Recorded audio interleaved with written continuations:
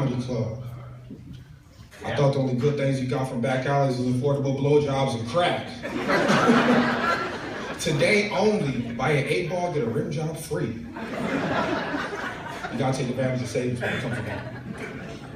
No, but this is my first time doing stand-up comedy. I'm nervous, man. I'm real nervous, man. I'm nervous like the chick with Bill Cosby as a bartender up here. For real. They was talking bad about Bill, weren't they? Like he was just giving chicks Rooflin pudding pops. Like girls just waking up, Bill's like, hey, hey, hey. Here comes Fat Out. I'm not gonna finish that joke. Because that would imply that Mr. Huxtable nicknamed his dick Fat Albert.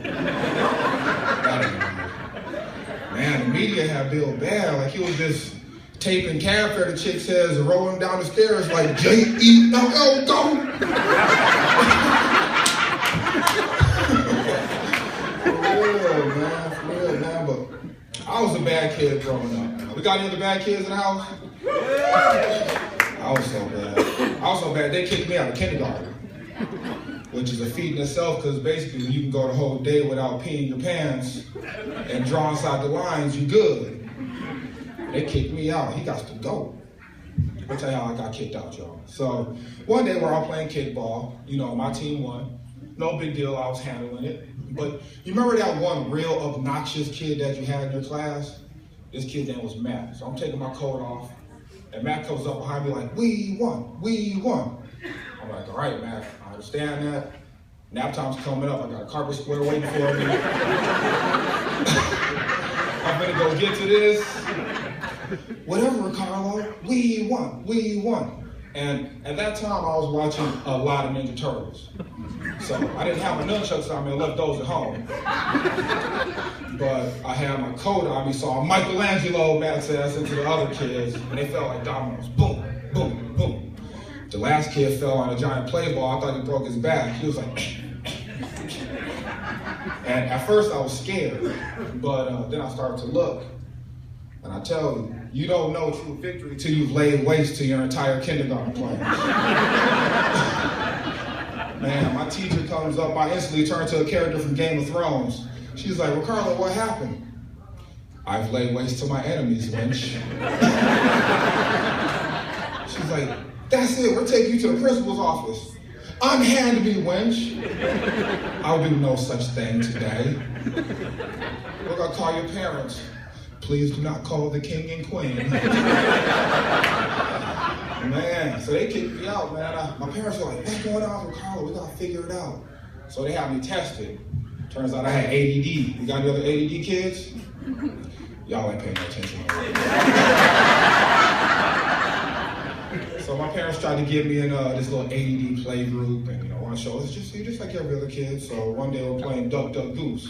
The first kid goes, Duck, Duck, Goose. I'm the goose. I'm like, all right, I can do this.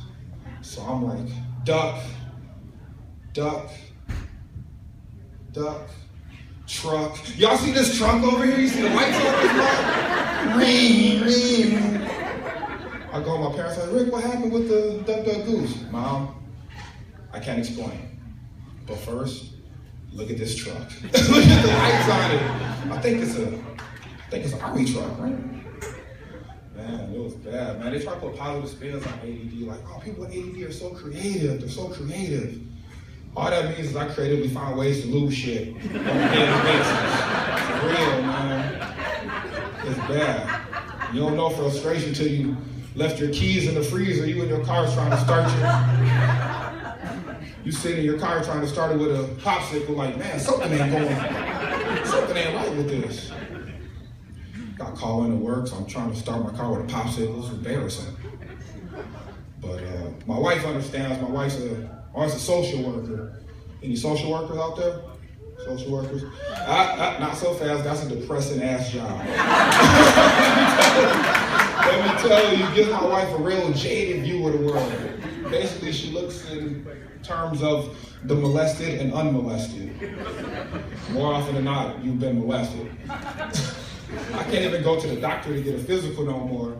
So last week I went to the doctor to get a physical. We're driving home. My wife looks up, she's like, you're awfully quiet. You okay, babe? Yeah, I'm fine, you know, it's got physical, you know, everything's fine. Did he touch you? Yeah, he touched me, no big deal. She pulls out a damn touch me Tommy doll like Benson from Law and Order. You just ride around with that doll on you all the time, that's your life? I'm always prepared. Okay, I understand that. Show me on the doll where he touched you.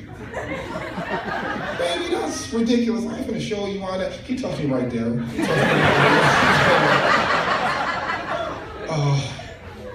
I'm sorry this happened to you. We're gonna have to get you into counseling. Counseling? All I did was go get a physical. That ain't no big deal. So I'm in counseling now with my wife. She says it's better if you go to a counselor that you know and trust. So I'm laying on the couch in my house once a week, talking about how my doctor diddled me. She says he was grooming me, so I gotta get my prostate checked next week. Right, that's what I said. She said he wanted to see how far I let him go before I told him to go. But, you know, she may be onto something because it was weird when I first got there. He offered me a pudding pop and a drink. And he told me, here's to a night that you won't remember. But that's been my time. Thank you, y'all.